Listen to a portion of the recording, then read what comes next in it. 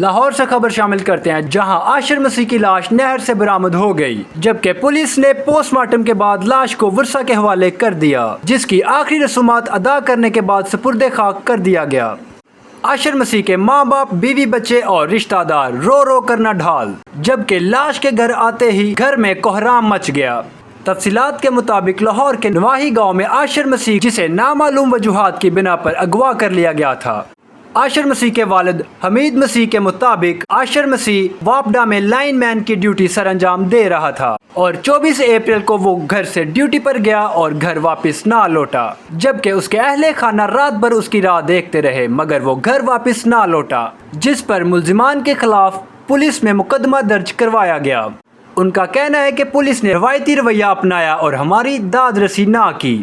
ملزمان کے بیان کے مطابق انہوں نے قتل کر کے لاش کو نہر میں پھینک دیا۔ گزشتہ روز تقریباً 17 دن کے بعد ریسکیو ٹیموں اور غوطہ خوروں کی مدد سے عاشر مسیح کی لاش BRB نہر سے مل گئی، جس کو پولیس نے پوسٹ مارٹم کے بعد لاش کو ورثاء کے حوالے کر دیا۔ عاشر مسیح کی لاش کو آخری رسومات کے بعد سپرد خاک کر دیا گیا ہے۔ عاشر مسیح کے اہل خانہ کا اعلیٰ حکام سے مطالبہ ہے کہ ہمیں انصاف دلایا جائے۔ معلومات کا قابل اعتماد ذریعہ CRC، جڑے رہیں CRC کے ساتھ۔